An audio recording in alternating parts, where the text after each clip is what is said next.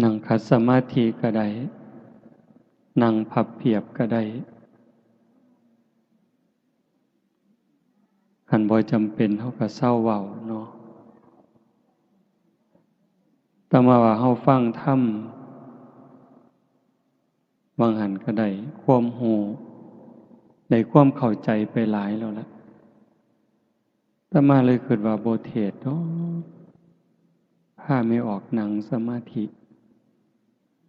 จักหน่อยก็คือสิดี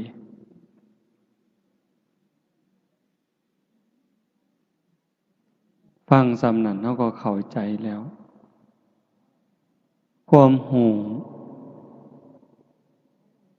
เฮาก็ได้หลายอยู่ที่จริงเฮาฟังประจำอยู่แถวนี้อย่างน้อยๆก็2สถานี3สถานีวิทยุที่ส่งมาได้ยินได้ฟังได้ทำความเข้าใจมาหลายยังอยู่อย่างเดียวคือการยกระดับดวงจิตดวงใจเจ้าของให้มันอยู่กับศีลกับธรรมอาตมาก็บ่เข้าใจทั้งหมดดอกว่าญาติโยมเป็นจังใดการเป็นการอยู่การดำรงจิตดำรงใจมันเป็นจังใดแน่เพราะว่าแต่ละหม่องแต่ละบอนแต่ละชุมชนมันบ่คือกันเท่าที่อาตมาเห็นอาตมาวิเคราะห์โดยความรู้สึกว่ามันบ่เฮ็ดอีหลีปานใดบ่เว้าถึงผู้อื่นนำเด้เว้าถึงเจ้าของนี่เป็นหลักบ่ค่อยได้เฮ็ดคำว่าได้เฮ็ดนี่คือบ่ได้ฝึกใจอีหลีบ่ได้ฝึกปล่อยฝึกวางเฮ็ดไปตามเรื่องซื่อๆเอาแต่บุญเอิ้นว่าเอาบุญแต่ว่ามันบ่ละบาปพอปานใดบุญก็เฮ็ดบาปก็ทำสัตว์ทั้งหลายจึงเวียนว่ายตายเกิดบ่จบบ่สิ้นคือเฮาได้งานนี้อันนี้เป็นตนาอนุโมทนาสาธุตั้งใจกันอีหลีโยมไม่ออกก็ออกเพิ่นไปนิมนต์แต่โดนๆอันตามธรรมดาอาตมาก็ลืมมันลืมซุมื้อก็บ่หัวซ่าแล้วนะตอนนี้บ่ค่อยหัวซ่านำงานสิไปพอปฏิเสธกับปฏิเสธซึ่งหน้าเริ่มบ่คือเก่าแล้วล่ะปฏิเสธแบบบ่เกรงใจคืนบ่ได้ก็รับแล้วก็ทำท่าลืมขี้คร้านนะโยมคิดว่ามันซ้ำเก่าเทศแล้วก็ซ้ำเก่าเจ้าของก็เมื่อยซื่อๆใกล้สิตายไปซุมื้อก็จักสิหาวไปเฮ็ดหยังคิดว่าจั่งซี้แหมอยากอยู่ผู้เดียววัดก็อยากอยู่ผู้เดียวไล่หนี้หมด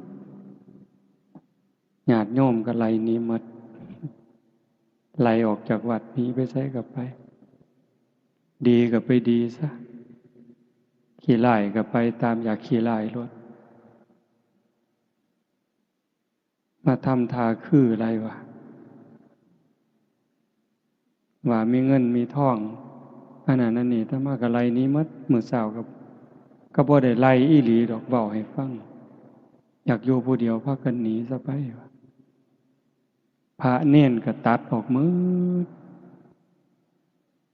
น้องนุ่งเขาเอิ้นว่าลูกศิษย์ลูกหาอาตมาบ่กล้าเอิ้นเพราะว่าเจ้าของบ่พอเป็นอาจารย์ไผเคยดูแลกันมา10 ปี10 กว่าปีเก่าวัด10 วัดก็บอกว่าขาดกันเด้อบัดนี้ตัดขาดกันหมดจะมาเกี่ยวข้องกันอีก ความคิดสิอยู่แค่หัวในหัววัดโนนกุลมเท่านั้นจากนั้นก็สิบ่คิดฮอดผู้ใดบ่ไปเว้านำผู้ใดแล้วแต่ไผสิดีสิชั่วมันมีความรู้สึกว่าโลกนี่มันคือละคร จริงๆพระพุทธเจ้าก็บอกว่าโลกมันเป็นโรงละครเป็นแดนอุบัติการของบุญและบาปคนดีคนสัว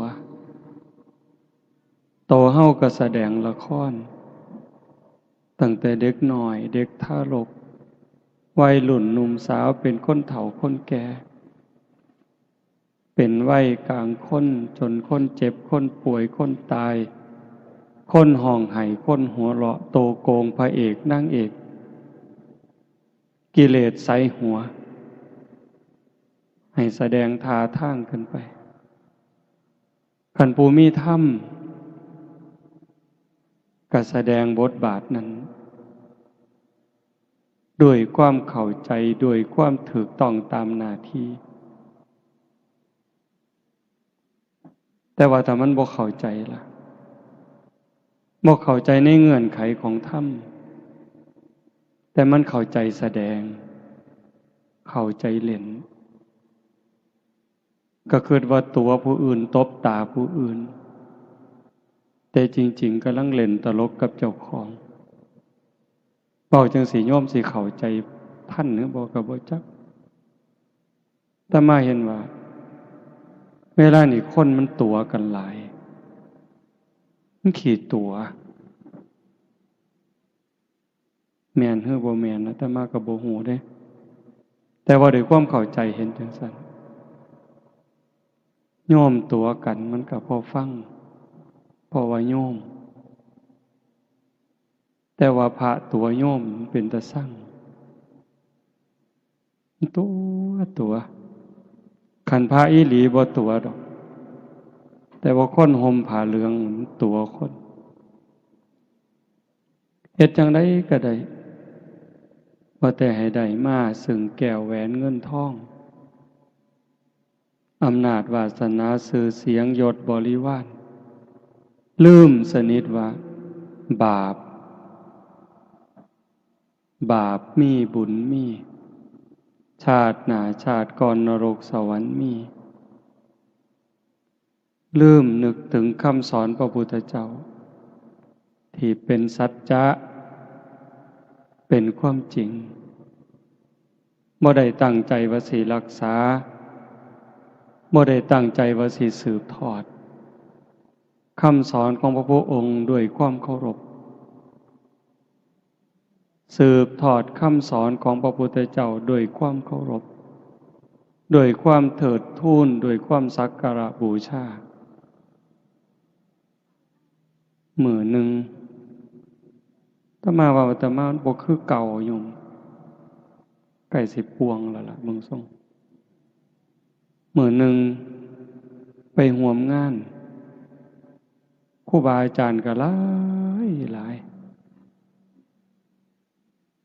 นั่งเบิ่งแล้วก็คิดความคิดนะโยมไล่มาตั้งแต่หัวเลยองค์นี้ก็ตกนรกองค์นี้ก็ตกนรกองค์นี้ก็ตกนรกองค์นี้ก็ตกนรกองค์นี้ก็ตกนรกไล่มาจนฮอดเจ้าขององค์นี้ก็ตกนรกเป็นหยังพอความบ่ซื่อเฮาสวดมนต์บางแรงสุปฏิปันโนปฏิบัติดีพระสงฆ์สาวกของพระผู้มีพระภาคเจ้าปฏิบัติดีแล้วอุชุปฏิปันโนพระสงฆ์สาวกของพระผู้มีพระภาคเจ้าปฏิบัติตรงแล้วยายะปฏิปันโนสงฆ์สาวกของพระผู้มีพระภาคเจ้าปฏิบัติเพื่อรู้ธรรมเป็นเครื่องออกจากทุกข์สามีจิปฏิปันโนสงฆ์สาวกของพระผู้มีพระภาคเจ้าปฏิบัติสมควรแก่การต้อนรับแก่การกราบไหว้ แต่ว่าเบิ่งเข้าไปลึกๆไปเนี่ยบ่แม่นบ่แม่นอย่าว่าแต่227เลยตั้งแต่หาข้อก็บ่ครบอาตมานี่ผู้หนึ่งบ่ครบแม่นหยังก็เลยว่าโอ้ยคือเป็นตาบาปแท้เนาะบอกจังซี่ญาติโยมก็อย่าตกใจเด้อย่าห่อเหี่ยวโยมมันได้บุญหลายกว่าพระอยู่แล้ว บอกแนวนี้ครูบาก็อย่าเครียดคิด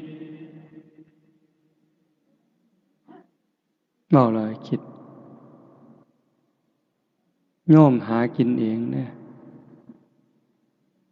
เขาเจ้าของน้ำเจ้าของพักเจ้าของบักไม้เจ้าของ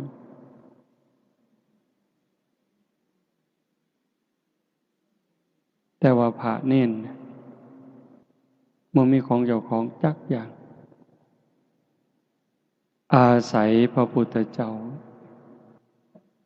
สิกขาสาชีวสมาปันนาถึงพร้อมด้วยสิกขาและธรรมเป็นเครื่องเลี้ยงชีวิตของภิกษุทั้งหลายขันบ่มีศีลบ่มีธรรมกลายเป็นโจรไถยะบริโภคสิเฮ็ดจังได๋ก็แล้วแต่ญาติโยมสิหลั่งไหลไปเป็นหมื่นเป็นแสนคนก็ตามเจ้าก็กลายเป็นโจรอยู่คือเขาคันถ้าบ่เอาศีลเอาธรรมเป็นที่ตั้งการเฮ็ดบุญเฮ็ดทานญาติโยมเฮ็ดด้วยศรัทธาอีหลีอีหลอนี่คืองานตั้งใจเป็นแห้มเดือนแห้มปีเด้ผู้ที่มาห่วมคือกันตั้งใจเป็นแห้มเดือนแห้มปีเป็นพี่เป็นน้องในสายธรรมได้คบขาสมาคมถูกใจกันไว้ใจกันเชื่อใจกันมาห่วมอนุโมทนาแต่งสุดขาวมาสมาทานศีลทำวัดสวดมนต์ฟังเทศน์ฟังธรรมเจริญสมาธิภาวนาควบคู่หวังให้เกิดบุญเกิดกุศลกับตนเองซะก่อนเฮ็ดบุญอุทิศก็คือการสร้างบุญให้มันเกิดกับเจ้าของกับโตโยมสู่คนเนี่ย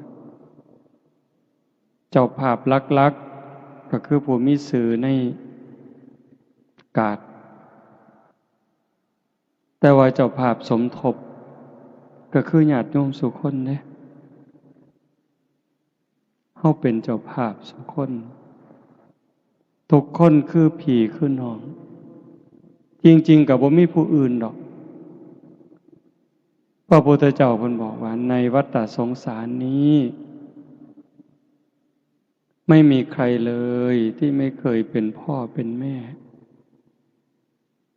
ไม่มีใครเลยที่ไม่เคยเป็นพี่เป็นน้องเป็นญาติร่วมสายโลหิตไม่มีใครเลยที่ไม่เคยเกิดเป็นสามีภรรยากันมาก่อนเมี่ยงใหม่ที่ตอมหลอดไฟเดดลิงไร่ๆที่ส่งเสียงเขาได้ยินคิดแก๊ดอยู่นี่เขาก็เคยเป็นพ่อเป็นแม่เป็นพี่เป็นน้องเป็นผัวเป็นเมียเป็นญาติรวมสายโลหิตเฮามาพูดตั้งแต่นรกเวจีจนถึงภวกพรหม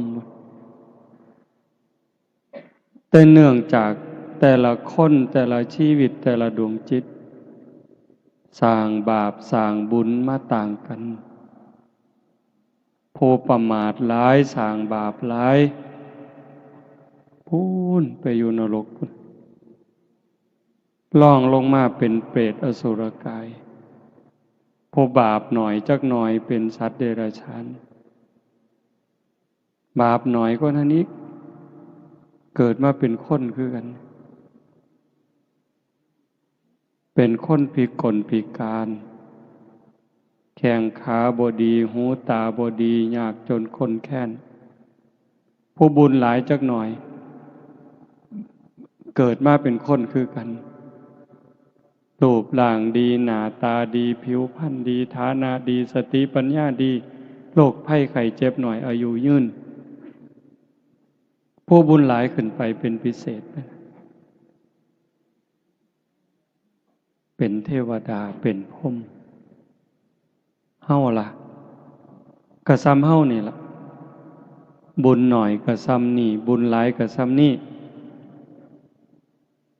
แต่ว่าก็โชคดีหลายบัดเกิดมาเป็นคนแล้วเกิดมาเป็นคนไทยได้พ่อพระพุทธศาสนาเกิดในบ้านที่มีวัดมีว่ามีครูบาอาจารย์จูงใส่ศีลใส่ธรรมญาติโยมเองก็เป็นผู้บ่ประมาทมีความเสื่อมีความศรัทธามีความเข้าใจในหลักธรรมคำสอนขององค์สมเด็จพระบรมศาสดาเวลาคิดฮอดพ่อคิดฮอดแม่ผู้มีพระคุณที่เลี้ยงมาพ่ายใหญ่เมิดทุกสิ่งทุกอย่างมีความหักมีความห่วงใยว่างอนาคตให้เฮาคือเฮาฟังเทศน์ไปบางหันครูบาอาจารย์เพิ่นเว้าให้ฟังหมดล่ะถือว่าบุญหลายเด้เฮาฟังเทศน์ฟังธรรมเข้าใจได้เกิดศรัทธาแล้วก็มีปัญญาในการเฮ็ดการทำบ่เฮ็ดตามใจเจ้าของคิดบ่เฮ็ดตามความรู้สึกของสังคมบ้านเมืองเขาพาเฮ็ดฆ่าสัตว์ตัดชีวิตเลี้ยงเหล้าเลี้ยงยา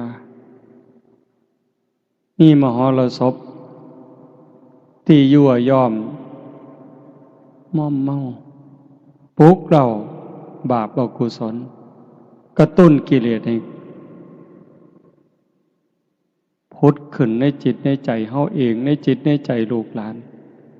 มีปัญญาบ่เฮ็ดจังซั่น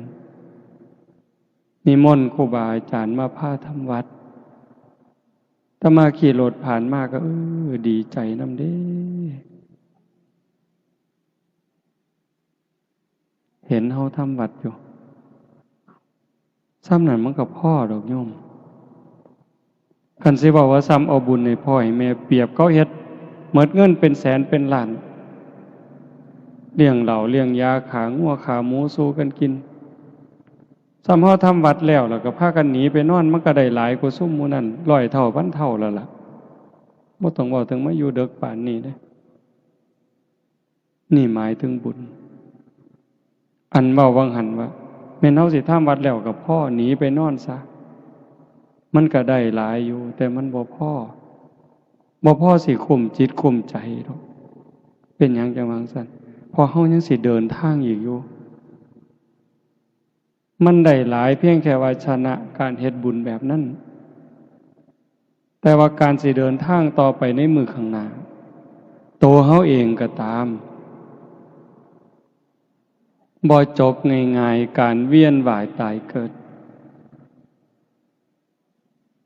ถ้าหากว่าเฮายังปิดประตูอบายบ่ได้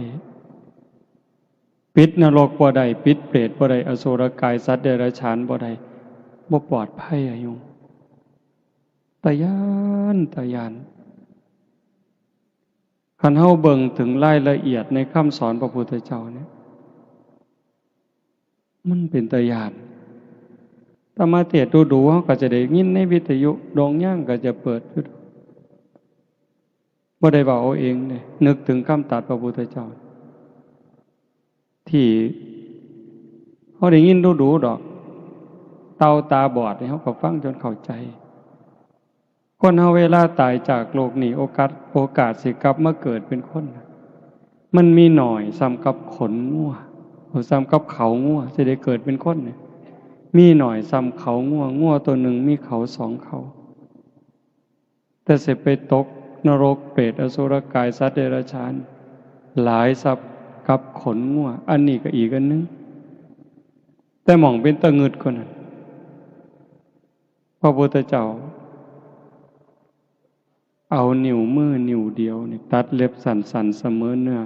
จิกดินก็ติดขึ้นมาในเล็บมันสิจัก10,000 เม็ดขันอย่างหลาย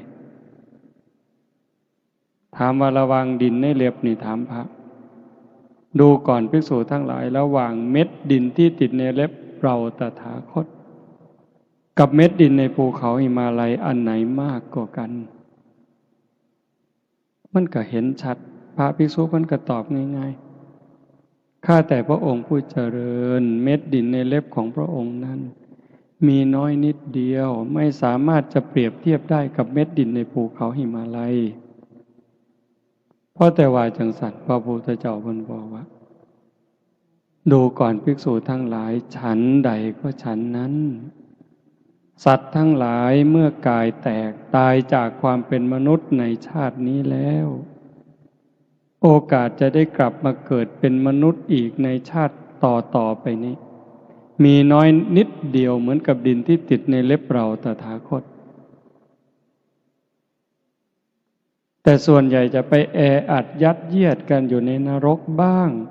เปรตบ้างอสุรกายบ้างสัตว์เดรัจฉานบ้างมากมายเหมือนเม็ดดินในภูเขาหิมาลัยโยมว่ามันซ้ำใดภูเขาหิมาลัยเป็นภูเขาที่สูงที่สุดในโลกปัจฉายังกับดินที่ติดเล็บอาตมากับว่ามันบ่บาปดอกคันบ่เชื่อพระพุทธเจ้าฟังความเว้าเพิ่นแล้วก็มาน้อมเบิ่งใจเฮามันความคิดความอ่านความรู้สึกการกระทำทางกายวาจาใจที่ถึงพร้อมโดยเจตนาคนเขาได้ดีนี่เฮาอนุโมทนาหลายหรืออิจฉาหลาย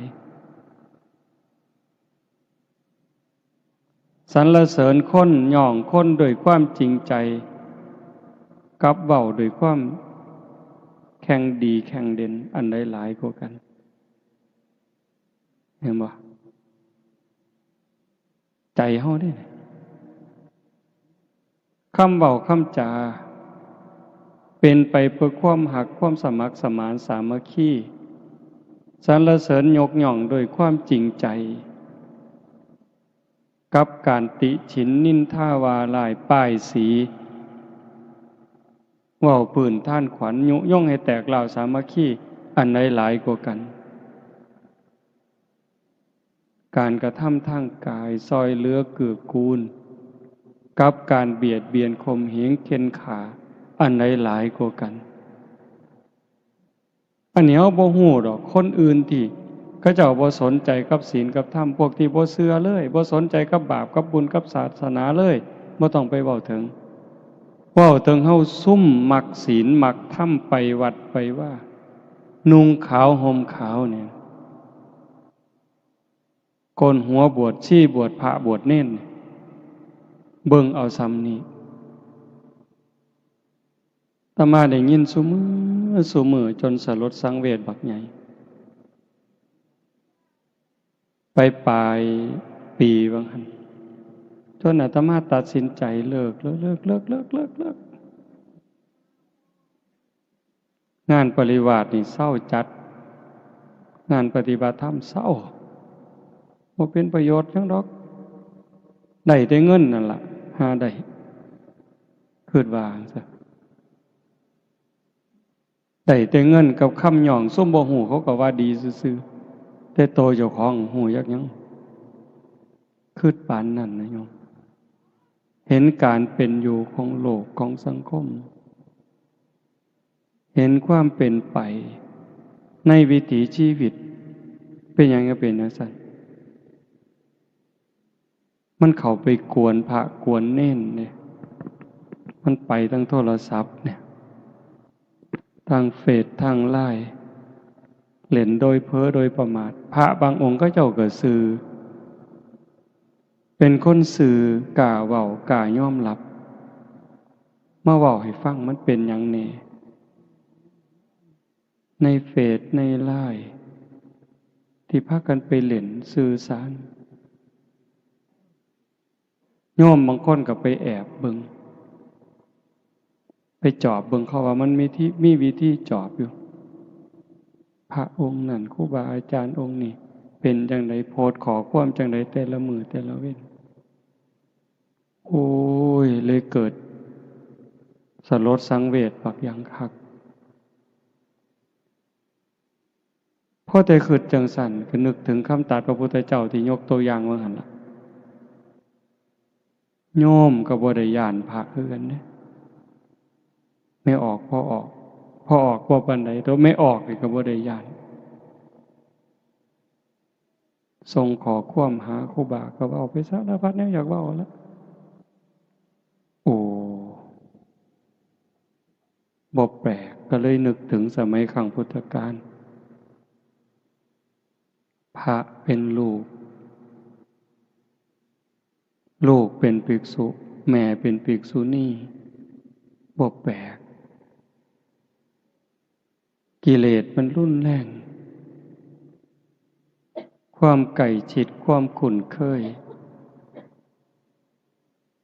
เฮ็ดให้เสียบักหลาย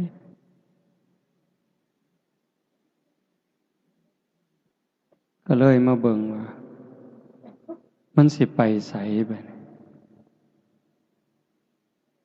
จังว่าถามญาติถามโยมบ่อยๆแล้วก็บอกญาติโยมเสมอว่า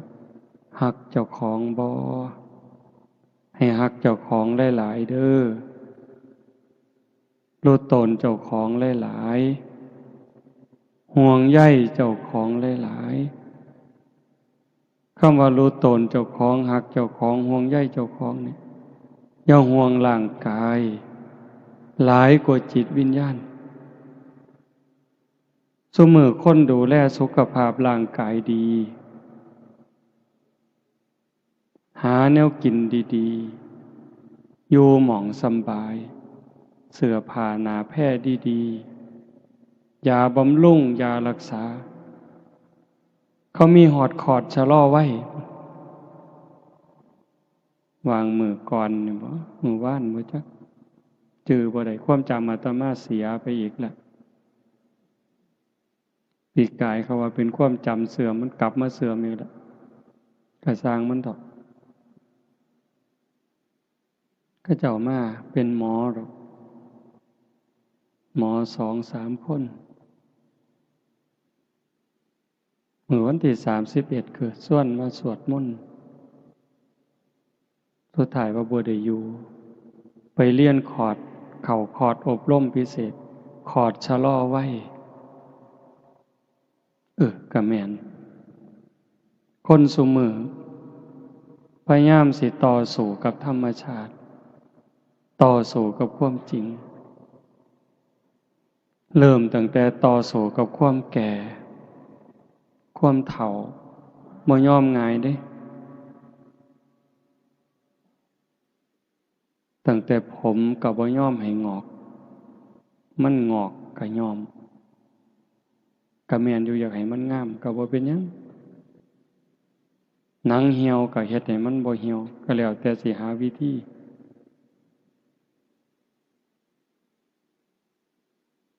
เขาว่าฉีดหน้าฉีดข้างฉีดดังหมดซุแนวอันนี้ก็ต่อสู้กับความเฒ่าเด้ต่อสู้กับความเจ็บกับความตายจักเลือดจักน้ำเกลือใส่ออกซิเจนผู้บางคนตามธรรมชาติก็ตายแต่เฮิงแต่ว่าเอาเครื่องซอยไว้คอมพิวเตอร์ซอยไว้แต่บัดสุดท้ายก็สู่บ่ได้คือเก่าพระพุทธเจ้าสอนให้พิจารณามีความเกิดเป็นทุกข์เกิดแล้วก็มีความแก่เป็นธรรมดาแต่ความแก่นั่นก็เป็นทุกข์มีความเจ็บไข้เป็นธรรมดาความเจ็บไข้นั่นก็เป็นทุกข์มีความพลัดพรากเป็นธรรมดาจากสิ่งหักสิ่งแพงแต่ แต่ความผัดผากนะก็เป็นธรรมดาทุกคนต้องผัดผากมีความตายเป็นธรรมดาทุกคนก็หนีบ่พ้นพระพุทธองค์จึงให้สอนให้เฮาเข้าไปหาความจริงเรียนรู้ความจริงแล้วก็เตรียมตัวรับอย่างมีสติอย่างมีปัญญาคือโยมผู้เป็นเจ้าภาพมื้อนี้แหละตั้งใจเฮ็ดกองบุญกองอทะเพื่ออุทิศถึงพ่อแม่ผู้บังเกิดเก่าผู้มีพระคุณไล่บ่หมดดอกบุญคุณเพิ่นนั้นตั้งแต่เรื่องเล็กๆน้อยๆแค่ความหักความห่วงใยเฮาก็ใช้บ่หมดดอกโยมบ่เว้าถึงว่าเพิ่นเลี้ยงจนใหญ่กล้าหน้าบานมอบทรัพย์สมบัติให้เด้เพียงแต่ความห่วงใยห่วงอนาคตลูกสิเป็นจังใดสิมีอยู่มีกินน้ำเขาบ่สิมีหน้าตาในสังคมบ่สิซอยเหลือเจ้าของได้บ่เกิดจากความห่วงใยเพิ่นจึงขนขวายทุกสิ่งทุกอย่างลูกก็จังมีมื้อนี้พ่อแม่เพิ่นคือกันพ่อแม่เฮาก็คือกันสิยากดีมีจนหาเช้ากินค่ำแม่ก็ตั้งขอทานเลี้ยงชีวิตพ่อแม่ก็มีความหักความห่วงใยต่ออนาคตของลูกเห็นบ่จังซั่นเฮาได้ตั้งใจเฮ็ดกองบุญกองกุศลเพื่ออุทิศถึงเพิ่นนี่มันถูกแล้วที่เฮาบ่เฮ็ดตามเขาว่าบ่เฮ็ดตามกระแสของสังคมเฮาพยายามสิเฮ็ดตามคำสอนพระพุทธเจ้ามันเพียงพอสำหรับการให้ทานสิเกิดบุญเกิดกุศลนี่โยมสิฟังอาตมาเว้า2อย่างมันพออีกอันหนึ่งก็ว่ามันบ่พอสำหรับการเฮ็ดบุญมันพอแล้วสำหรับการสิอุทิศส่วนบุญส่วนกุศลเฮาหาพระอริยเจ้าบ่ได้เฮาก็หาครูบาอาจารย์ที่เฮาคิดว่าเพิ่นมีข้อวัดปฏิบัติงดงามตามสมควร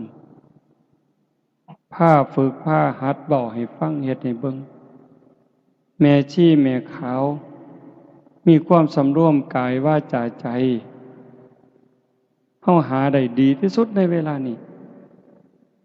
นอกจากการให้ทานเฮาก็มีการสมาทานศีลรักษาศีลปฏิบัติตามสิกขาบทที่พระพุทธเจ้าเพิ่นตรัสเพิ่นสอนมีการสำรวมระวังกายวาจาใจให้เป็นปกติให้เรียบร้อยให้งดงามอันนี้กลายเป็นเนื้อหน้าบุญเด้นอกจากนั้นตัวเฮาเองก็ได้มีการฟังมีได้การเจริญภาวนาสำรวมจิตสำรวมใจตรงนี้มันส่งผลหลายแต่ที่ว่ามันบ่พอนั่นก็หมายความว่าคันเฮายังปิดประตูอบายบ่ได้เฮาก็ว่างใจบ่ได้อุ่นใจบ่ได้ว่าเฮาสิปลอดภัยในวัฏสงสารเนื่องจากจิตเฮามันกลับกรอกอีหลีรักษายากที่สุดอย่าให้ใจเจ้าของเนี่ยอาตมาก็คือกันความคิดความอ่านแต่ละเวลาหน้าที่เนี่ยบ่อยู่กับหล่องกับลอยแม้กระทั่งว่าเป็นพระเขาสมมุติให้เป็นพระสมมุติให้เป็นครูบาอาจารย์แต่บางเทื่อความคิดความรู้สึกมันเป็นตาอยากอายอยากอายคิดบ่คือครูบาเห็นบ่คันสิว่าแต่ครูบาเพิ่นโยมก็ถามโยมมึงว่าโยมคิดคือโยมบ่แต่ว่าด้วยความเข้าใจลึกๆความรู้สึกของอาตมาว่าโยมส่วนใหญ่นี่ย้านบาปหลายกว่าครูบาอยู่เด้นั่งเถื่อเด้อโยมนั่งเถื่อสำรวมระวังย้านบาปย้านกรรมกว่าครูบาอยู่เด้ครูบามันลึงคันถ้าครูบาย้านบาปบ่กล้าซื้อเลขดอกโยมบ่กล้า คันครูบาย่านบาปบ่กล้าบอกเลขแท้ๆอันนิยมกับจะเสือเนี่ยได้คิดเบิ่งเนี่ยสิรวยไปหยังเขาก็บ่ได้ซื้อน้ำก็บ่ได้ซื้อไฟก็บ่ได้เสียกุฏิก็บ่ได้เซาแต่ว่ายังซื้อเลขนำเขาไปเล่นมวยตู้เล่นบั้งไฟไปไกลเลยถ้าย่านบาปบ่กล้าเห็นบ่อันนี้บ่ได้มีเจตนาว่าให้กันเด้เพียงแต่ว่าถึงว่าในใจเนี่ยมันยังเอาบ่ออกคันเห็นไม่ออกผู้สีใกล้ๆครูบาก็ลักขึดแนวบ่คือเด้แต่ว่าไม่ออกบางคนบ่กล้าได้เว้าน้ำพระก้มหน้าเลยเด้หลายหม่องหลายบอนที่เขาเจ้าฝึกดีๆเวลาบ่น้ำครูบานี่ลบตาก้มลงปั๊บย่างสวนทางกับครูบานั่งพับเพียบก้มหน้าลงปั๊บบ่กล้าเงยหน้าเบิ่งพระเห็นบ่นั่นคือแนวมันเป็นตาย้านก็ย้านไว้ระวังไว้คนโบราณเพิ่นสอนดีแต่ว่าซุมื้อมันเริ่มผสมประสานผู้ย้านก็ย้านผู้บ่ย้านก็บ่ย้านเลยเล่นเว้าหยอกเว้าหัวสนิทชิดเชื่อต่อปากต่อคำตาน้อยตาใหญ่ถ้ามาเคยว่าสิจกตามันได้ยังไง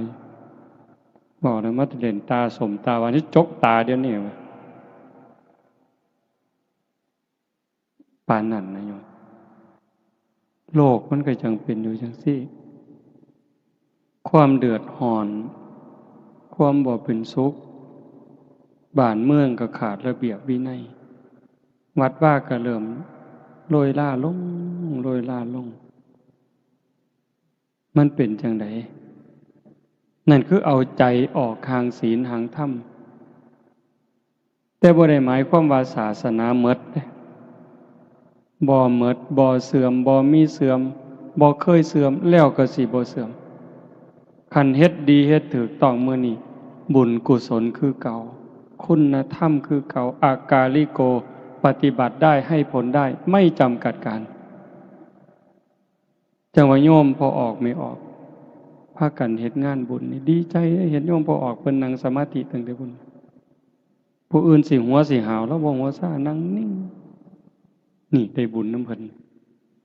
โยมไม่ออกเจ้าภาพก็นั่งนิ่งตั้งแต่มาได้บุญนำจังซี่ถูกต้องไงโยม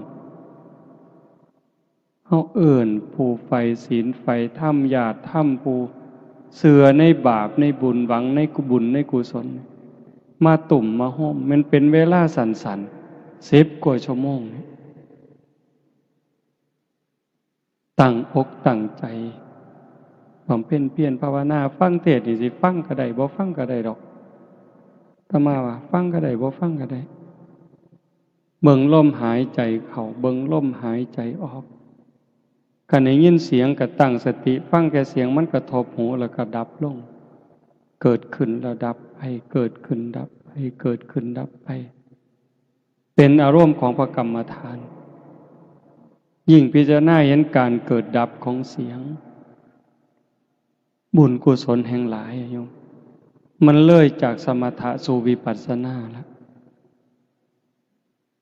จิตใจเฮาสิคลายความยึดมั่นถือมั่นบุญมันหลายกว่าเฮามาให้ท่านเป็นแสนเป็นล้าน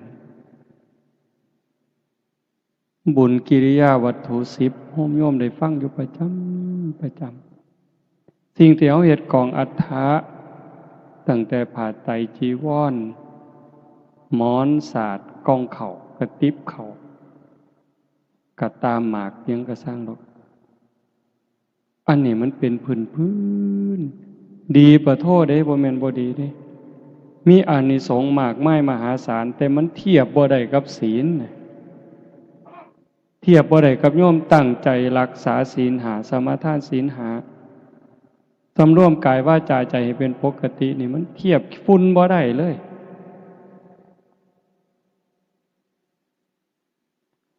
ท่านนี่มีองค์ประกอบบักหลายหนึ่งของให้ท่านนั้นบริสุทธิ์บ่ขันของให้ท่านบริสุทธิ์ผู้ให้บริสุทธิ์บ่ผู้ให้บริสุทธิ์แล้วผู้รับบริสุทธิ์บ่เอา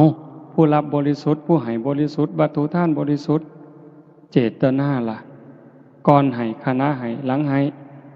นั่นหลายเรื่องอยู่ดิคุณธรรมของผู้ให้ของผู้รับละเอียดลงไปอีกบักหลายเหตุปัจจัยแต่ว่าการเอาสำรวมกายวาจาใจให้เป็นปกติปั๊บอายสัวกลัวบาปเป็นร้อยเท่าพันเท่าหลายกว่ากันยิ่งมาเจริญสมาธิข่มใจสำรวมใจจากจิตที่มันเคยฝุ่งซ่านไปอยู่กับอดีตไปอยู่กับอนาคตไปหักไปสร้างไปอยู่กับผู้นั้นผู้นี้ให้มันมาอยู่กับเนื้อกับตัวให้มันนิ่งให้มันสงบหายใจเข้าก็เห็นลมหายใจเข้าหายใจออกก็เห็นลมหายใจออกหยาบก็หูละเอียดก็หูสั่นก็หูยาวก็หูเห็นแค่ลมเข้าลมออกหูสิใส่พุทโธยังก็แล้วแต่เห็นรูปเจ้าของนางชัดเจนก็แล้วแต่จิตบ่วอกแวกบ่ไปหน้ามาหลังแต่มันนิ่งสงบอยู่อันนี้ก็หลายกว่าศีลอีกเป็นร้อยเท่าพันเท่าไปแต่กันถ้าเขาเห็นการเกิดดับของอารมณ์เสียงดังขึ้นแล้วก็ดับไปเห็นเสียงมันเกิดดับเกิดดับอารมณ์ที่มากระทบจิตพอใจบ่พอใจเขาเห็นเป็นเพียงแค่สักว่าบ่ไปยินดียินร้ายเขาอาการที่มันเกิดเบิ่งสังเกตมันเกิดเดี๋ยวมันก็จางไปดับไปเกิดขึ้นก็จางไปดับไปเปลี่ยนแปลงอยู่ตลอดเวลาใจเขาจะเบาลงไปคลายความยึดมั่นถือมั่นนี่เดินตามห้อยพระพุทธเจ้าได้โตสงบบางหันยังน้ำห้อยฤาษีอยู่ได้แต่เห็นการเปลี่ยนแปลงเห็นสภาพที่มันทนบ่ได้ตั้งอยู่บ่ได้มีอนิจจังทุกขังอนัตตาบ่แม่นตัวตนของผู้ใดทุกสิ่งทุกอย่างอาศัยเหตุอาศัยปัจจัยเกิดขึ้นเมื่อเหตุเมื่อปัจจัยก็แตกสลายไปโตเฮาคือกันโตเขาคือกันสรรพสิ่งทั้งหลายในโลกเนี่ยบ่ว่าสิเป็นดินดอนตอนหญ้าภูเขาแม่น้ำคือกันหมดอาศัยกันแล้วเกิดขึ้นเพราะสิ่งนี้มีสิ่งนี้จึงมีเพราะสิ่งนี้ดับสิ่งนี้จึงดับการเฮาเข้าใจจังซั่นเห็นความเปลี่ยนแปลงอยู่ในร่างกายเฮาตลอดตั้งแต่เป็นเด็กน้อยมาเป็นหนุ่มเป็นสาวผมก็เปลี่ยนแปลงร่างกายผิวหนังก็เปลี่ยนแปลงหูตาก็เปลี่ยนแปลงเห็นความที่ทนอยู่บ่ได้ในสังขารร่างกายพิจารณาถึงความแตกดับร่างกายก็คือการสังขารที่เป็นส่วนร่างกายสังขารที่เป็นส่วนจิตใจคือกันหมดสัพเพสังขาราอนิจจาสวดมนต์ทำวัดเห็นปะสังขารคือร่างกายจิตใจและรูปธรรมนามธรรมทั้งหมดทั้งสิ้นมันไม่เที่ยงเกิดขึ้นแล้วดับไปมีแล้วหายไปเฮาบ่ว่าแต่ปากเฮาพิจารณาเบิ่งมันก็ชัดเจนอยู่มื้อนี้มันก็เป็นคือกันสัพเพสังขาราทุกขาสังขารคือร่างกายจิตใจและรูปธรรมนามธรรมทั้งหมดทั้งสิ้นมันเป็นทุกข์ทนยากเพราะเกิดขึ้นแล้วแก่เจ็บตายไปบ่แต่ปากเขาพิจารณาตามอีกสัพเพธัมมาอนัตตาธรรมทั้งหลายทั้งปวงทั้งที่เป็นสังขารและมิใช่สังขารไม่ใช่ตัวไม่ใช่ตนไม่ควรถือว่าเรา ว่าของเราว่าตัวว่าตนของเราพิจารณาจังสิมันสิถอนนะโยมคันว่าแต่ปากว่าจนตายก็บ่เกิดประโยชน์แต่คันพิจารณาให้มันซึ้งมันก็สว่างเด้แต่มันก็อาศัยกันน่ะตัวความสงบอย่างน้ำห้อยฤาษีที่ว่าว่างั้นมันก็จะเป็นแห้งทรงให้เฮาเห็นห้อยพระพุทธเจ้าได้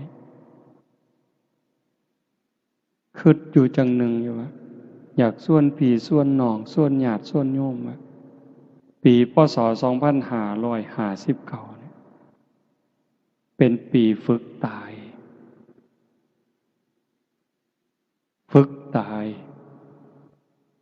เป็นปีให้เข้าใจธรรมขึ้นกว่าเก่าได้บ่หน้าตาบ่ต้องไปหัวซ่ามันดอกไผสิหักไผสิสั่งไผสิศรัทธาบ่ศรัทธา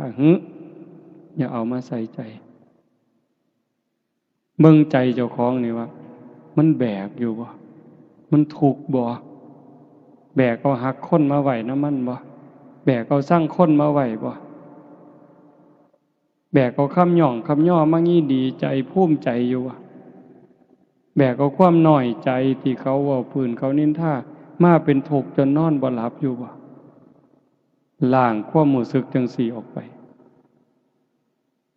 ตายก่อนตายเป็นปริญญาตายก่อนตายใครได้รับเป็นอันนับว่าจบสิ้นการศึกษาเป็นโลกุตระหลุดพ้นในโลกาหยุดเวียนว่ายสิ้นสังสารวัฏบนพระพุทธเจ้าสอนเฮาจังซี่สิ่งที่เฮาเป็นเฮาอยู่นี่คือการกำลังก้าวย่างกำลังเดินทางตามห้อยของพระพุทธเจ้าที่อาตมาเว้าแนวนี้เพื่ออยากให้ญาติโยมได้เห็นได้มีกำลังใจถึงแม้เฮาสิเกิดถ่ายพุทธันดรก่อนพุทธกาลเฮาได้มีโอกาสสร้างน้ำทำบุญได้มีโอกาสได้ฟังเทศน์ฟังธรรมได้เข้าวัดเข้าว่ากล้าหาญจนกระทั่งนุ่งขาวห่มขาวมาแจกข้าวหาพ่อแม่เนี่ยฟังเทศน์ฟังธรรมเฮ็ดต่างบ้านต่างเมืองเพิ่นในยุคปัจจุบันนี่กล้าหาญมาปานนี้บ่ถอยหลังเด้บ่ถอยหลังบ่เสียดายบาปบ่เสียดายดอกการสิได้เด่นได้มวลบ่เสียดายความมวลความเงินคำว่าจังสี่หมายความว่าจังไดแม่นอยู่ดอกเฮาบ่จ้างหมอร้องหมอลำบ่จ้างหนังมาเบิ่งก็จริงแต่ว่าความสนุกสนานเว้ากันเพื่อได้หัวนี่อันนี้ก็ไปบ่ทันรอดเด้หาเรื่องสนุกสนานมาเว้าพอได้หัวได้หาวกันดีบ่เฮาก็ว่ามันบันเทิงแต่เฮาเบิ่งพระพุทธเจ้าไปแม้กระทั่งหัวจนเห็นแขวก็บ่มีพระพุทธเจ้าเด้พระสาวกคือกันพระอรหันต์เพิ่นคือกันคันเห็นสิ่งที่แปลกประหลาดสิ่งที่อัศจรรย์อย่างหลายเพิ่นก็เพียงแค่แย้มที่มุมปากเห็นบ่เพียงแค่แย้มแต่ผู้เห็นพระภิกษุนำกันเห็นก็สิถามเป็นหยังอาจารย์ยังเป็นจังซั่นอย่างพระลักขณะเห็นพระโมคคัลลานะแย้มยิ้มที่มุมปาก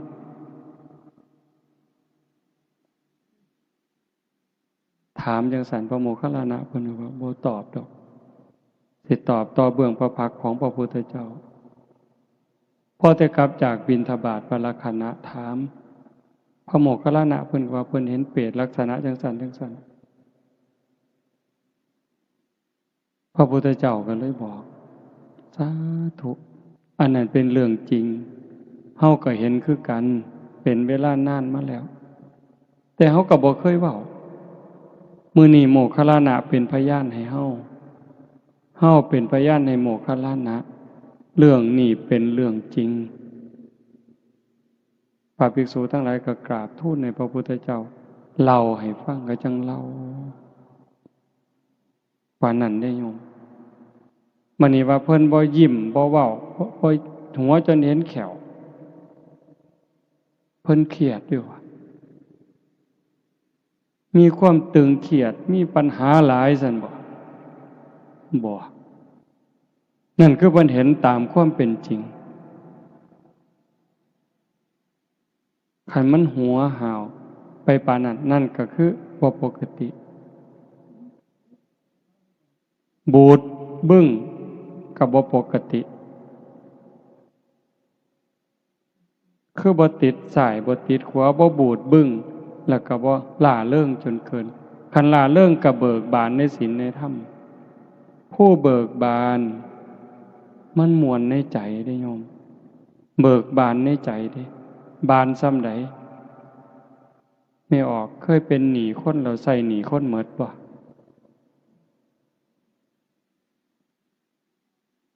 นั่นล่ะเวลาเราเป็นหนี้เขามันก็ทุกข์ก็อุกกะอังอยู่ดิพอแต่ใส่หนี้หมดปั๊บมันสวงนั่นคือเบิกบานเนี่ยทรงลูกทรงเต่าให้เรียนหนังสือหนังหาจนเขาเจ้าได้ทำการทำงานมั่นคงนั่นเฮาก็สวงเบิกบานเนี่ยแต่คันเฮาเป็นเจ้าหนี้คนมายืมหนี้เฮาเป็นหมื่นเป็นแสนคิดหวังดอกเบี้ยก็คิดหวังอยู่แต่ว่าสำบายใจบ่บัดนี้มันยืมกู100,000เดือนหน้ามันสิต้องได้ดอก10,000บ่สำบายดอกโยมมันเป็นสีกังวลอยู่ได้ผัวได้เมียคือกันเพราะสิคือเราเป็นความสุขแต่มันก็บ่แม่นมันมีความหวงมีความหึงมีความกังวลอยู่หั่นแต่ว่าการที่เฮาได้ปลดภาระปลดเปลื้องภาระมันกลายเป็นความเบิกบานพุทธะคือผู้หูผู้ตื่นผู้เบิกบานเบิกบานในขณะที่มีคุณธรรมตนเองประพฤติปฏิบัติอบรมบ่มจิตบ่มใจจนกระทั่งเห็นว่าพ้นอบายแล้วบ่ตกนรกอีกบ่เป็นเปรตอีกอสุรกายอีกสัตว์เดรัจฉานอีกอย่างหน่อยๆก็เกิดเป็นคนบ่เกิน7 ชาติต้องได้บรรลุธรรมแน่นอนนั่นจิตใจหมดกังวลมันเบิกบานแล้วหูตื่นเบิกบานสะอาดสว่างสงบตรงข้ามกับวุ่นวายสว่างตรงข้ามกับมืดสะอาดตรงข้ามกับสกปรกเฮาปุถุชนนี่ความคิดมันยังสกปรกอยู่บางเทื่อปัญญาก็มืดก็บอดหาทางออกบ่ได้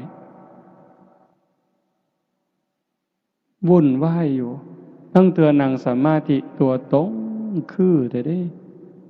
แต่ว่าภายในใจวุ่นวายเหตุจังใดบัดนี้ญาติโยมเฮาสิก้าวไปสู่จุดนั้นได้นับเบิ่งวันเวลาของชีวิตที่เหลือไว้มันน้อยอายุที่เพิ่มขึ้นนั่นคือวันเวลาของชีวิตที่เสียไป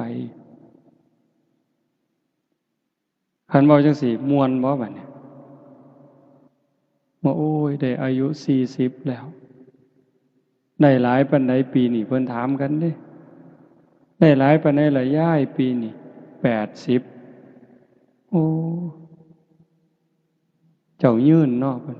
สิยืนหยังใกล้สิตายแล้วนั่นได้80เพิ่นว่าที่จริงมันเสียไป80เด้อฮะวันเวลาอายุที่เพิ่มขึ้นตัวเลขเพิ่มขึ้นแต่เวลาของชีวิตที่เหลือมันน้อยท่านบ่บัดนี้อันเฮ็ดบุญเนี่ยมันสิพอได้ที่เว้าเนี่ยแม่ขาวแม่ชีโยมพอออกไม่ออกมาร่วมประพฤติปฏิบัติงานกองกฐินเนี่ยอันบุญนี่มันพอได้แต่ว่าการยกจิตยกใจ เพื่อให้สูงจากอำนาจของกิเลสเป็นเรื่องยากอาตมาก็เฮ็ดบ่ทันได้โยม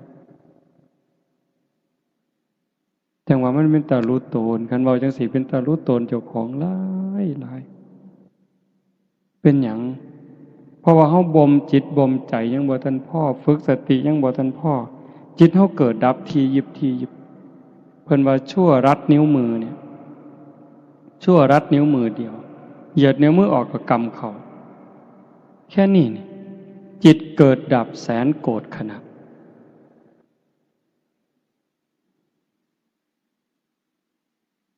ร้อย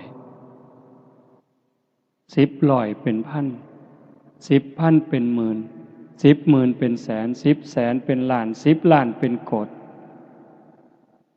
แค่เขาเหยียดมือออกแล้วก็กำนิ้วมือเขาปุ๊บจิตเขาเกิดดีใจเสียใจหักสร้างอิจฉาริษยาแสนโกรธครั้งแสนโกรธขณะเร็วส่ำใดวิทยาศาสตร์เพิ่นบอกว่าแสงเร็วกว่าเสียงแต่ว่าโดยความเป็นจริงมันจิตใจเขานี่เร็วกว่าแสงโบกหูจักหมื่นเท่าแสนเท่าผู้ใดเคยไปเมืองนอกตามไปกรุงเทพนี่คิดฮอดกรุงเทพปั๊บฮอดละผู้ใดเคยไปประเทศลาวคิดเบิ่งเด้อล่ะฮอดผู้ใดไปประเทศอินเดียคิดฮอดปุ๊บฮอดละผู้ใดเคยไปอเมริกาอังกฤษลองคิดเบิ่งติฮอดละเห็นบ่ไวส่ำใดหายใจเข้าตัวสิสุดจิตเฮาเกิดไปเท่าใดเกิดหากเกิดสร้างกันสงบมันบ่ได้คมมันบ่ได้ปึ๊บบัดเจ็บไข้ได้ป่วยเป็นจังไดโยมกะวนกะวายส่ำใดคันบัดเฮาสิตายล่ะรักษาจิตบ่ได้มันปวดเกินมันเจ็บเกินมันทรมานเกินเฮาบ่ฮู้เฮาสิตายย้อนโรคหยังคันโรคเจ็บโรคปวดโรคทรมานข่มเวทนาบ่ได้จิตดิ้นรนแรงตายในขณะที่ทุกข์มันไปอบายแน่ๆคันว่าสันเลือกไหลตายดีบ่นอนหลับตายเลยบ่ต้องลุกก็บ่ฮู้อีกล่ะว่าไหลตายนี่ผู้ไหลตายเขาในลักษณะใดห้องโหโพสังกาบ่นิมิตก่อนตายเป็นจังได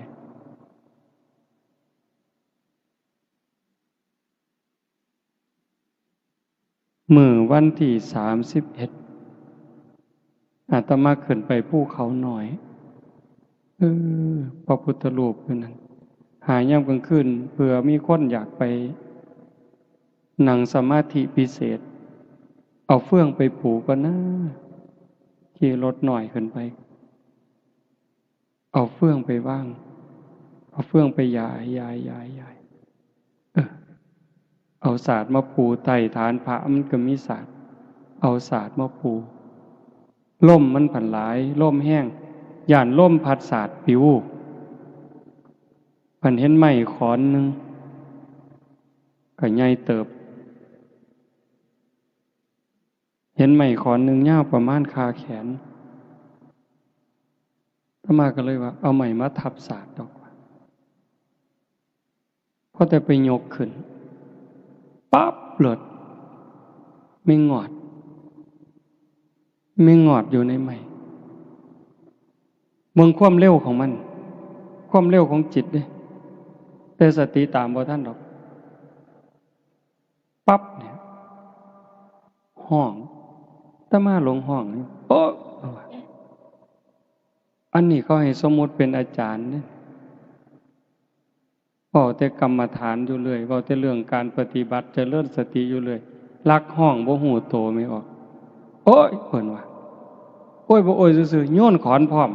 จักโยนไปไสบ่ฮู้เด้นั่นน่ะ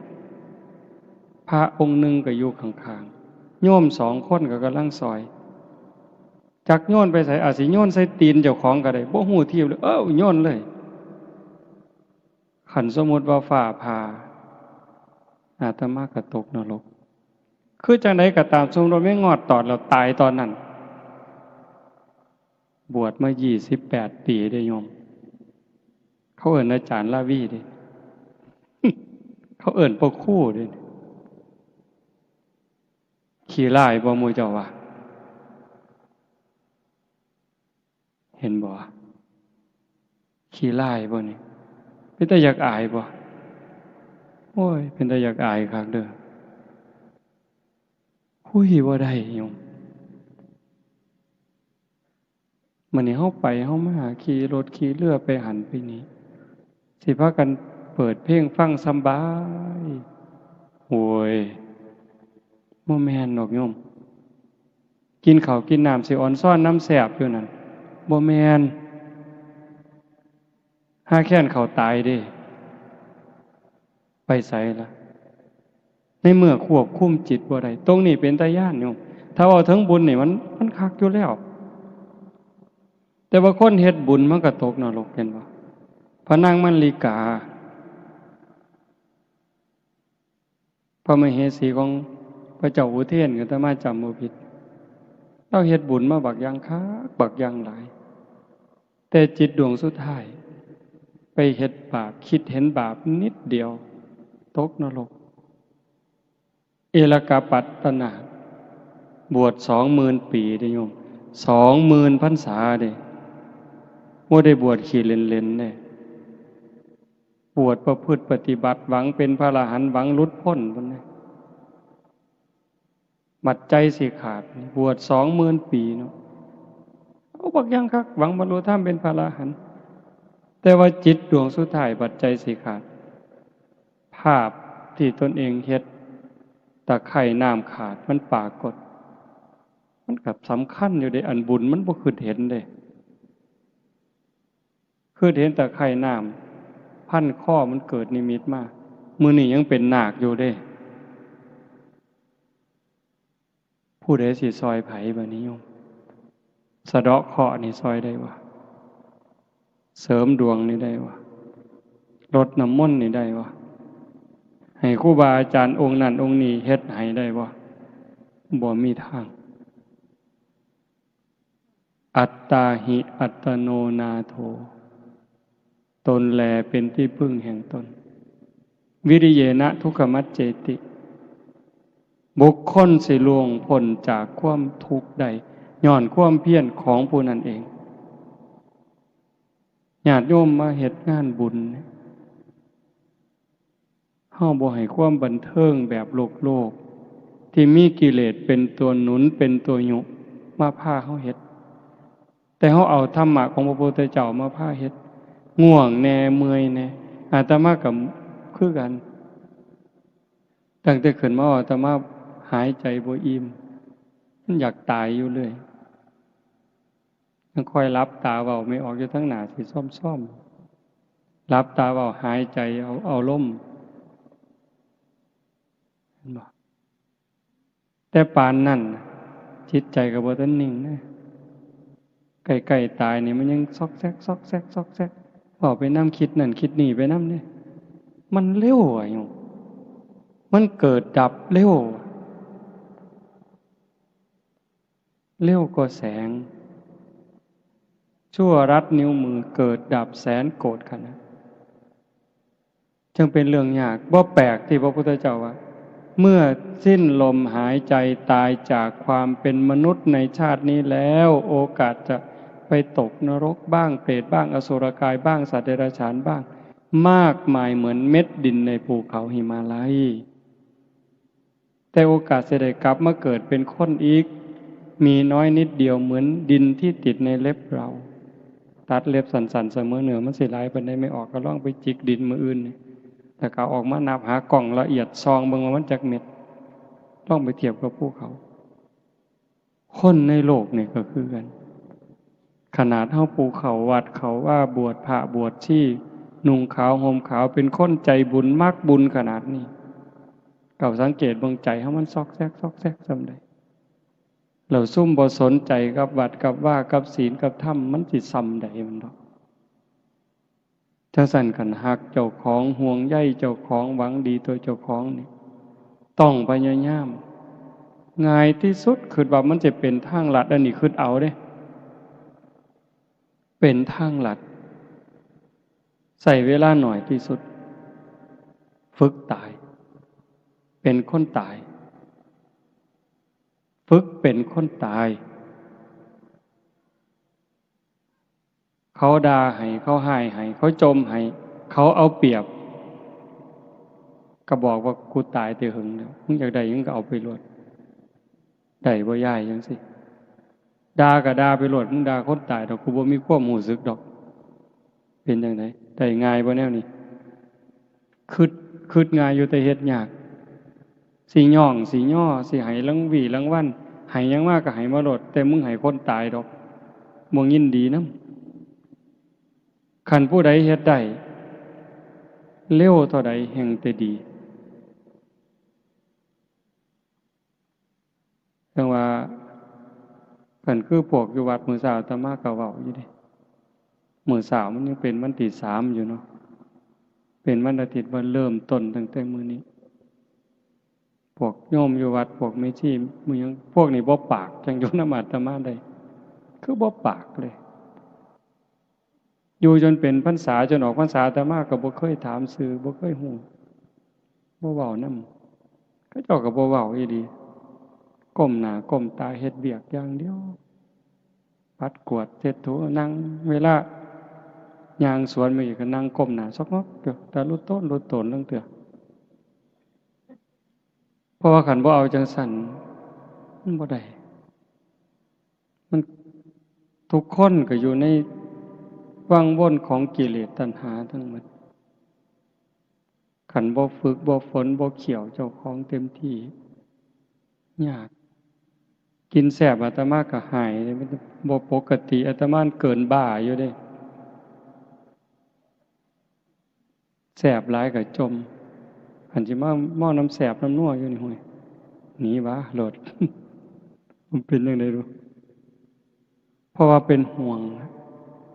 เจ้าของนำห่วงทุกคนมันเป็นตาย้านโยมที่เว้าเป็นจังได๋อันตายเนี่ยมันก็เป็นตาย้านอยู่แต่อาตมาว่าหลังตายเป็นตาย้านกว่าเป็นหยังจังว่าจังซั่นในขณะที่เฮาเป็นอยู่นี่ทุกข์ใจเฮาก็เคยทุกข์มาแล้วผัวตายเมียตายลูกตายพ่อแม่ตายเฮาก็ทุกข์มาบ่แห้งอ่ะล่ะแม่โยมแม่อาตมาเสียตั้งแต่ปี52คิดพ่อมื้อนี้ลังเทื่อน้ำตายังออกอยู่ดิเวลาคิดอยากให้ขึ้นมาอาตมาก็คิดหาเรื่องซื่อๆเด้คิดเห็นความบอกความสอนคิดเห็นความหักความแพงที่เพิ่นมีเท่านั้นมันก็ไหลแล้วน้ำตาเห็นบ่ทุกข์ย้อนพ่อแม่ตายพี่น้องตายของหักของแพงเฮาเคยมาแล้วเฮาก็ทนได้มันชินแต่ว่าคันทุกข์หลังตายคันไปตกนรกก็ยุ่งมีหรือบ่มีก็สร้างล่ะแต่อาตมาเชื่อยังอเวจีมหานรกอยู่กับไฟบ่มีช่องว่างของความร้อนไฟคือกับไฟทานกะกะคือไฟแก๊สจัดๆร้อนเสมอต้นเสมอปลายชั่วกับชั่วกันเอาซำใดบางเทื่อเพิ่นว่านรกภูเขาเหล็กกิ่งมาในทิศทั้งสี่เขามากระทบกันบดเฮานี่ขาดเครื่องมุนกับหมองรถอันนี้เป็นตาย้านบ่คันเป็นเปรตหิวตลอดน้ำเลือดน้ำหนองไหลส้มเป็นตาย้านซ้ำใดถ้ามาว่าได้เป็นตาย้านขันมันดีที่สุดก็คือพยายามฝึกฝนอบรมบ่มจิตบ่มใจถอนหักสั่งบ่ต้องได้บ่ต้องเสียคันมันได้ก็สมมุติว่าได้ก็ใส่ไปตามนั้นมีไปตามนั้นแต่บ่เอามาแบกว่าของกูจนเป็นทุกข์เสียก็บ่แม่นว่าเสียดายว่าของกูจนต้องเป็นทุกข์ต้องนำเอาคืนต้องตามยื้อต้องแย่งต้องฟ้องลงฟ้องศาลให้ได้กลับคืนมาก็บ่ให้มันเป็นถึงขนาดนั้นขันปล่อยได้ว่างได้จิตใจว่าเป็นทุกข์นั่นคือใจลอยเด้ ใจลอยขึ้นสูงขึ้นจากอำนาจของกิเลสตัณหาการทำบุญนี่เป็นพื้นฐานเฮาสวดอยู่ประจำดอกสัพพปาปัสสะอาการนังการไม่ทำบาปทั้งปวงนี่พื้นเบื้องต้นเลยเว้นจากการเฮ็ดบาปเพราะว่าบาปมันเฮ็ดให้เกิดทุกข์ก่อทุกข์ก่อโทษก่อความเดือดร้อนให้ตนเองและผู้อื่นบาปเนี่ยบาปคือความทุกข์ความเดือดร้อนทั้งตนเองและผู้อื่นกุศลสูปสัมปทาการทำกุศลให้ถึงพร้อมเฮ็ดบุญเฮ็ดกุศลให้มันหลายขึ้นมากขึ้นบุญเฮ็ดให้เกิดความสุขความสบายใจทั้งตนเองและผู้อื่นนี่ก็คือภาพจังซี่ผู้ใดมาเห็นกันคนดีมีสัมมาทิฏฐิอดบ่ได้ดอกสิอ่อนซ่อนน้ำภูมิใจน้ำดีใจน้ำอดบ่ได้ฮอดเทวดาพุ่นแต่ว่ามันบ่ทันปลอดภัยทีละอย่างว่าเอลกาปัตตนาก็ตามพระนางมลิกาก็ตามเห็นบ่เพราะว่าจิตมันยังแวบๆรักษาบ่ได้บัดยามใกล้สิใจขาดแทนที่มันสิเอาบุญเฮ็ดบุญบักหลายทอฟ้าเนี่ยมันไปคิดเห็นบาปทอเข็มไปแล้วดิใส่บาปก่อนดิคำสอนของพระศาสนาจังเป็นสิ่งอัศจรรย์เป็นสิ่งประเสริฐสูงสุดสัจิตตปริโยทปันนังการชำระจิตของตนให้ขาวรอบชำระใจขัดสีใจให้ของจิตของใจเฮานี่ให้มันสะอาดบริสุทธิ์สะอาดจากหักสะอาดจากสั่งสะอาดจากโกรธสะอาดจากเกลียดสะอาดจากกลัวสะอาดจากโลภโกรธหลงเฮ็ดได้ง่ายบ่ง่ายคันมันง่ายกับบรรลุธรรมกันหมดแล้วก็จังต้องเพียรการให้ทานเนี่ยเป็นอุบายเพื่อเอาชนะความขี้ทีคันเฮาสิว่าเอาบุญก็หมายความว่าการให้ทานนี่เฮ็ดให้เฮามีอยู่มีกินเกิดชาติหน้าชาติใหม่สิเป็นคนร่ำคนรวยคนสวยคนงามนี่ว่าเอาบุญบ่ให้เกิดแต่คันว่าตามห้อยพระพุทธเจ้าไปการให้ทานเป็นอุบายเอาชนะความขี้ทีขี้เหนียวบ่หยุดรักษาศีลคันว่าแบบว่าบุญเพื่อให้เกิดมางามรักษาศีลเฮาสิเกิดมางามโรคภัยไข้เจ็บน้อยรูปร่างหน้าตาดีผิวพรรณดี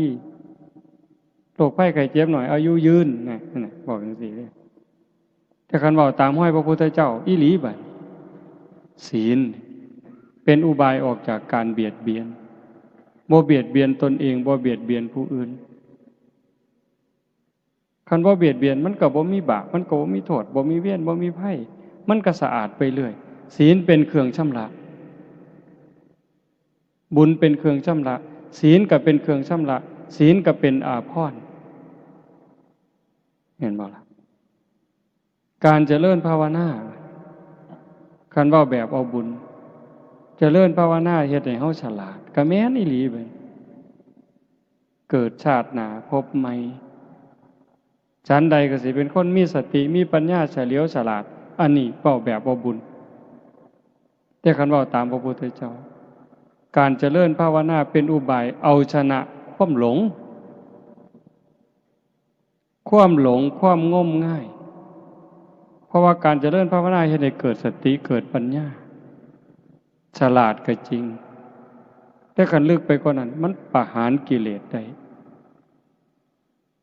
เกิดปัญญาจนสามารถเอาชนะกิเลสได้งานบุญอุทิศบุญอัฏฐะในมื้อนี้เฮาบวชลูกบวชหลานนำแล้วขบวนการทำนี่ล่ะมันมีครบสิเอาแบบบุญก็ได้เอาแบบพระพุทธเจ้าก็ได้ท่านเพื่อให้ร่ำให้รวยอุทิศถึงพ่อแม่ก็บ่ผิดขันคักไปกว่านั้นท่านเพื่อเอาชนะความขี้ทีคนขี้ทีมันท่านบ่ได้ขันแม่นท่านก็หวังหลายกว่าเก่าไปท่านหาบาทอยากถือเลขรางวัลที่1พูนปวงบ่บัดนี้เจ้าว่า ท่าน10 บาทท่าน100 บาทก็ฟังแต่เขาสิอ่านชื่อคันเขาบ่อ่านชื่อก็นอนบ่หลับยามมื้อเช้าไปถามผู้ใหญ่บ้านเป็นหยังบ่อ่านชื่อข่อยเพิ่นว่าบ่แม่นแต่โยมเด้อาตมาก็เป็นโง่โง่ยังว่าเป็นตาบักกอกเขกคือหยังนี่ ทำบุญจังซี่กันเขาบ่เว้าชื่อถึงเจ้าของมันคือบ่ว่าเพิ่นยังว่าอยู่บัดเขาอ่านให้อาจารย์ลาวีบริจาค5 บาทสิซื่นๆขึ้นมาจักหน่อยย่างออกจากหม่องก็คือสิคือเบิ่งติล่ะมันอยู่ในนี่โยมกิเลสนี่มันอยู่ในนี่คันเว้าแม่นแนวเป็นตัวเป็นตนเป็นแต่จับมาขายอีหลีเนาะโยมเนาะมันเป็นแต่จับมันมาจับขาตีใส่ดินพุ่นนี่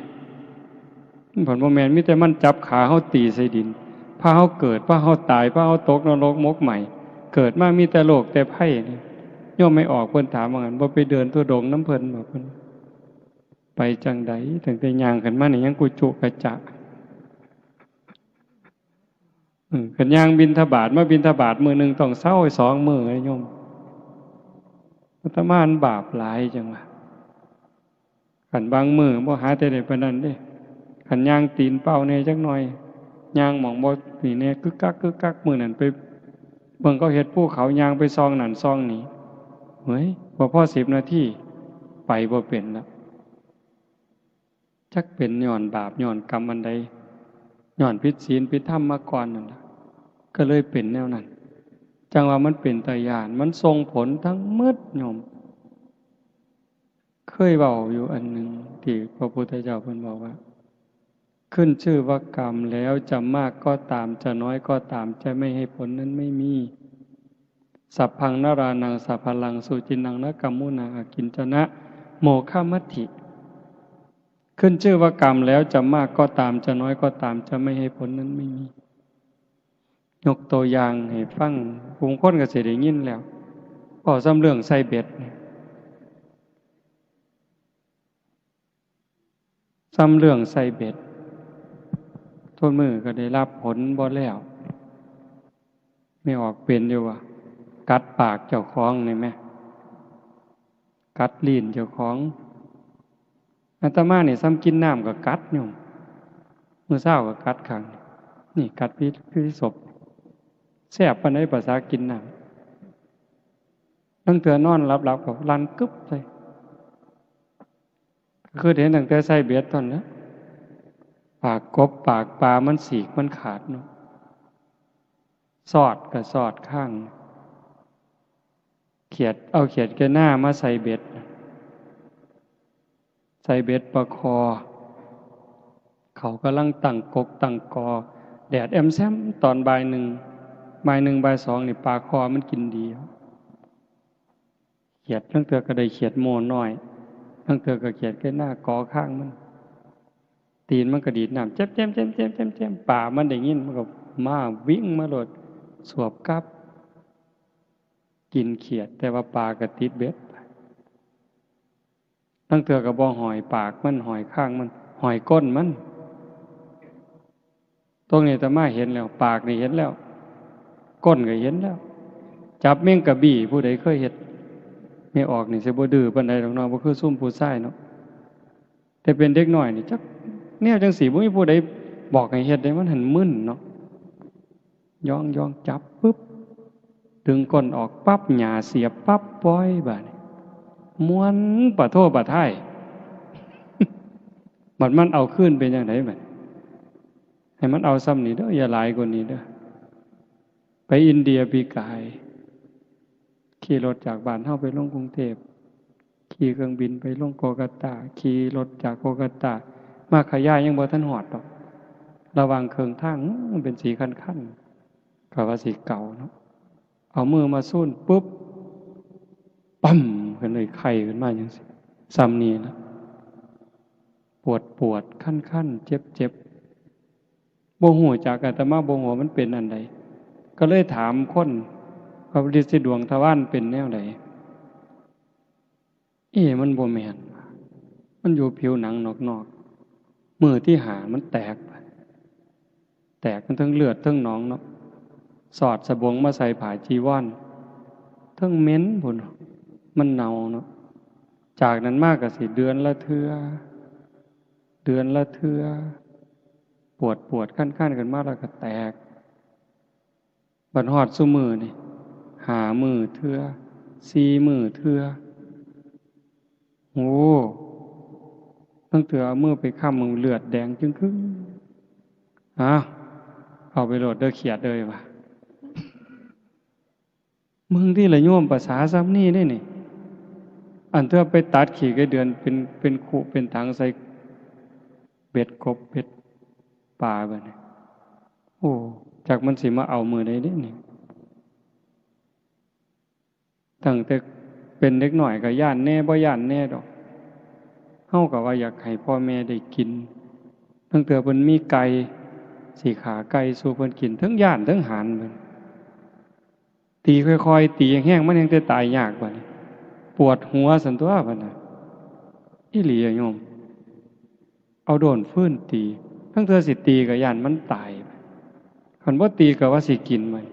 ตีแห้งมันห้องก็ย่านมันแต่พอสุดท้ายก็เอาจนตายจนได้หั่นล่ะวะมันจะมาปวดหัวอยู่เรื่อยนี้บ่พ้นดอกยาย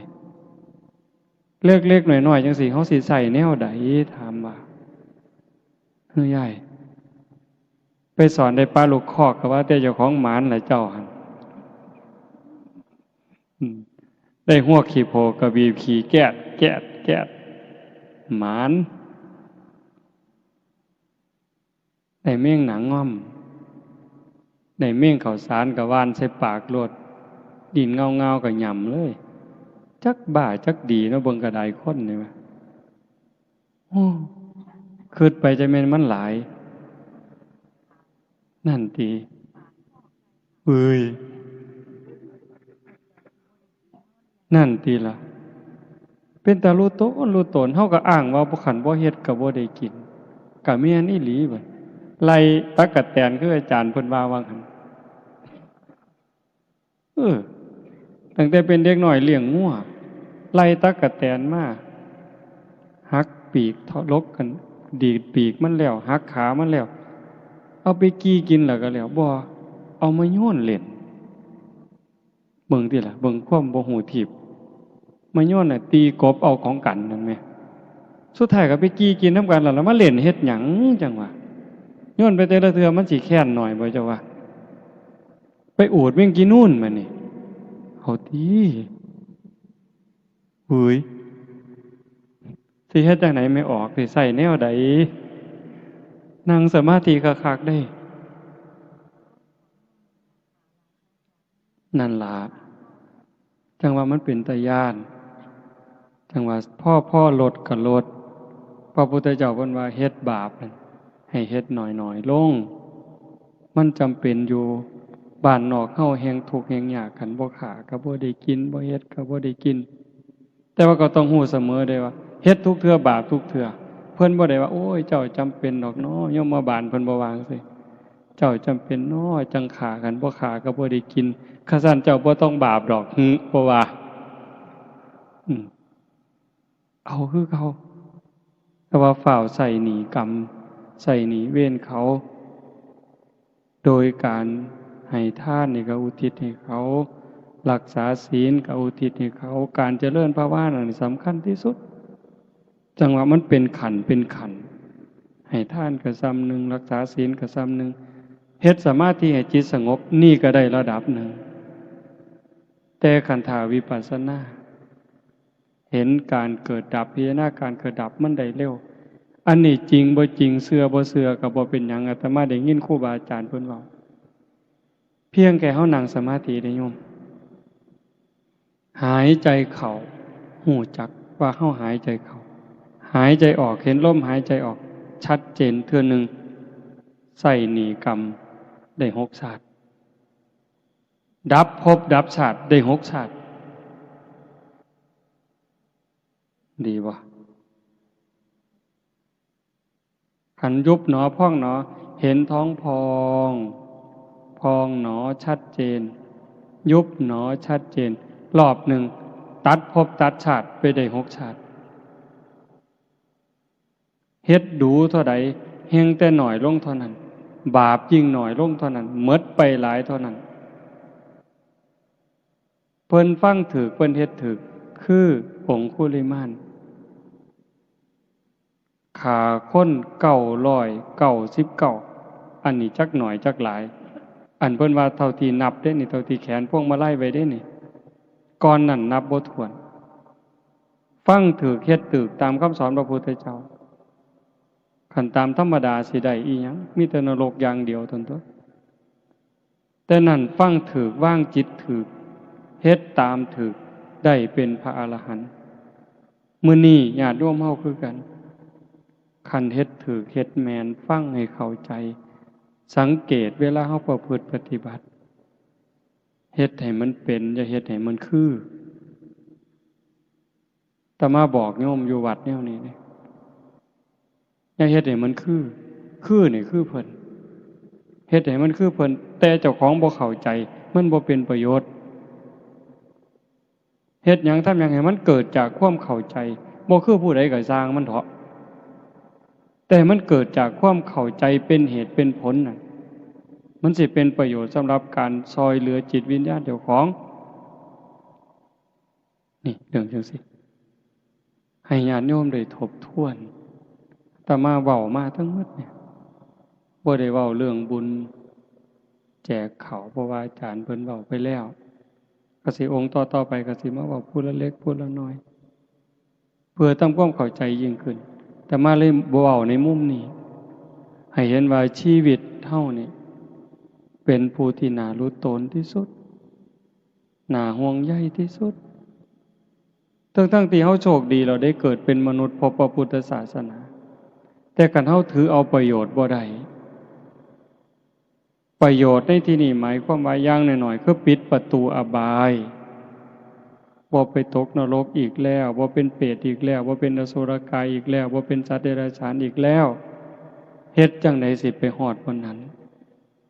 คันเฮาบ่เข้าใจละความโลภความโกรธความหลงบ่ได้มันก็บ่รอดวิธีที่รัดสั้นที่สุดสะดวกที่สุดก็คือพยายามทำหูความรู้สึกคือกับเจ้าของเป็นคนตายแล้วได้ก็บ่งึดเสียก็บ่งึดย่องก็บ่งึดเว้าพื้นก็บ่งึดข่อยตายแล้วนี่นะเฮ็ดจังไดมันสิได้อาตมาก็เฮ็ดบ่ทันได้จังว่ามื้อนี้มาส่วนญาติโยมทั้งเมืองมาหา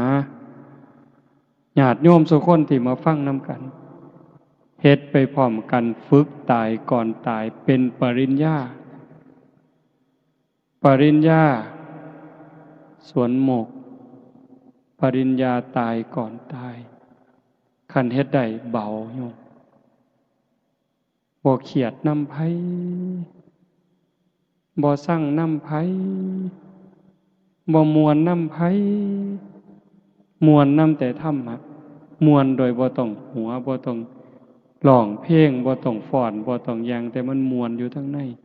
เบิกบานอยู่ทั้งในรู้สึกว่าเจ้าของปลอดภัยจากบาปจากอกุศลปลอดภัยจากทุกโทษที่ต้องได้รับจากการคิดผิดเว้าผิดทำผิดเพราะว่าทุกสิ่งทุกอย่างที่ออกจากปากเฮาจากใจเฮาจากการกระทำเฮาที่ถึงพร้อมโดยเจตนามันมีความถูกต้องอยู่เสมอให้ถูกต้องมาก่อนดีสิเฮ็ดหยังทำหยังคือกันให้ถูกต้องจังต่อโดยดีงามถูกต้องดีงาม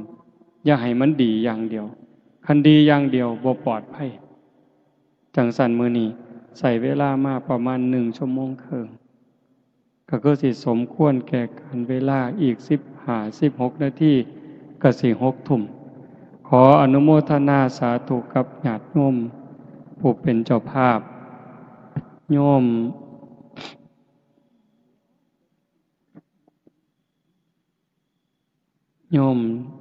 สงวนใจโยมละอองศรีใช่ปัญญาโยมสหัสชัยโยมสาวนีพันโยม ณภาพรจันใสโยมจำเริญโยมคำพันธ์พิเคราะห์กิจโยมต้องพูนเบญจวรรณสีเชียงสาโยมชาติชายอุไลจันใสโยมจาติรัตน์ดวงรัตน์จันใสโยมสมบูรณ์สุปานีสีเชียงสา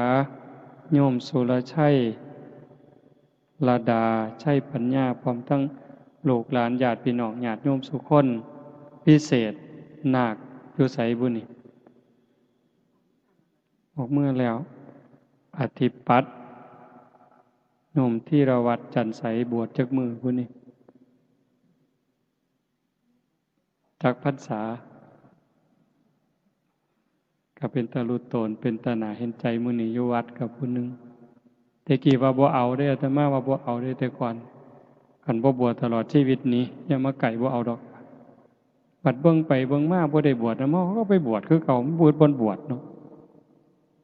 เบิ่งแล้วเป็นตาลุโตนบัดไปบวชอยู่บางหม่อง